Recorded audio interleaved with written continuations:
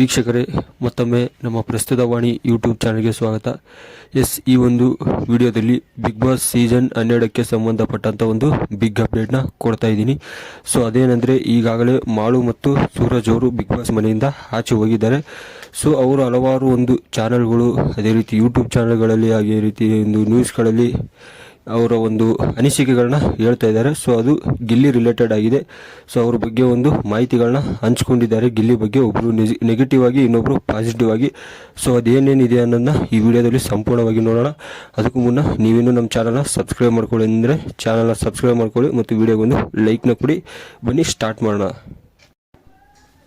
ಒಂದು ಗಿಲ್ಲಿ ನಟನ ಬಗ್ಗೆ ಒಬ್ಬರಿಗೆ ಒಂದು ಅಸಮಾಧಾನ ಇದೆ, ಮತ್ತೊಬ್ಬರಿಗೆ ಅಭಿಮಾನ ಇದೆ. ಸೊ ವೈರಲ್ ಆಗ್ತಿದೆ ಎಲಿಮಿನೇಟ್ ಆದ ಮಾಳು ಮತ್ತು ಸೂರಜ್ ಅವರ ಹೇಳಿಕೆಗಳು ತುಂಬಾನೇ ಒಂದು ಇಂಟರ್ನೆಟ್ನಲ್ಲಿ ವೈರಲ್ ಆಗ್ತಾ ಇದೆ. ಸೊ ಏನನ್ನೋದನ್ನ ಇವಾಗ ಸಂಪೂರ್ಣವಾಗಿ ನೋಡೋಣ ಬನ್ನಿ.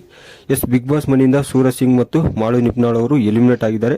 ಸದ್ಯ ಇವರಿಬ್ಬರು ಮಾಧ್ಯಮಗಳಿಗೆ ಸಂದರ್ಶನಗಳನ್ನು ನೀಡ್ತಾ ಇದ್ದಾರೆ. ಇಬ್ಬರ ಮಾತಿನಲ್ಲೂ ಒಂದು ಹೈಲೈಟ್ ಆಗ್ತಿರುವ ಒಬ್ಬ ವ್ಯಕ್ತಿ ಅಂದರೆ ಅದು ಗಿಲ್ಲಿ ನಟ.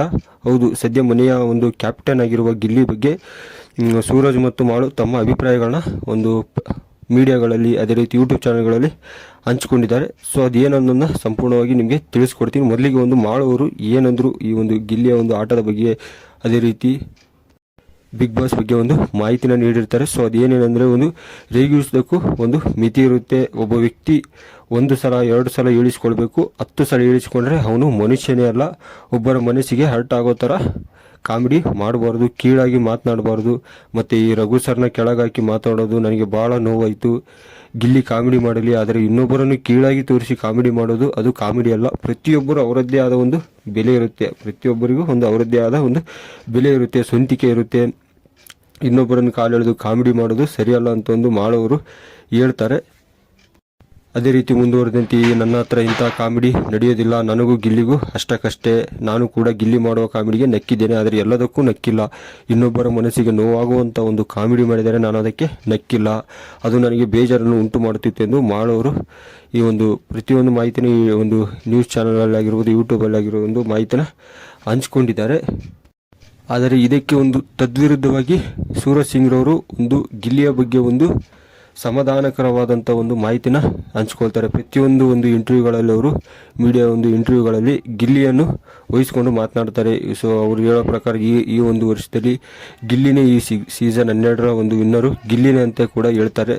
ಸೊ ಪ್ರತಿಯೊಂದನ್ನು ಕೂಡ ಅವರು ಗಿಲ್ಲಿಯ ಪರವಾಗಿ ಮಾತಾಡ್ತಾರೆ. ಸೊ ಇಲ್ಲಿ ಇಬ್ಬರ ಒಂದು ತದ್ವಿರುದ್ಧ ಇತ್ತು. ಅದೇ ರೀತಿ ನಿಮಗೆ ಈ ಒಂದು ಬಿಗ್ ಬಾಸ್ ಸೀಸನ್ 12ರಲ್ಲಿ ಅತ್ಯಂತ ಒಂದು ಇಷ್ಟವಾದ ವ್ಯಕ್ತಿಯನ್ನು, ನಿಮ್ಮ ಫೇವ್ರೇಟ್ ಕಂಟೆಸ್ಟೆಂಟನ್ನು ಕಮೆಂಟ್ ಮಾಡಿ ತಿಳಿಸಿ. ಅದೇ ರೀತಿ ನಮ್ಮ ಚಾನಲ್ನ ಸಬ್ಸ್ಕ್ರೈಬ್ ಆಗಿಲ್ಲ ಅಂದರೆ ದಯವಿಟ್ಟು ಚಾನಲ್ನ ಸಬ್ಸ್ಕ್ರೈಬ್ ಮಾಡ್ಕೊಳ್ಳಿ. ಬಿಗ್ ಬಾಸ್ಗೆ ಸಂಬಂಧಪಟ್ಟಂಥ ಒಂದು ಅಪ್ಡೇಟ್ಸ್ಗಳನ್ನ ನಾನು ಈ ಒಂದು ಚಾನಲಲ್ಲಿ ಕೊಡ್ತಾ ಹೋಗ್ತೀನಿ.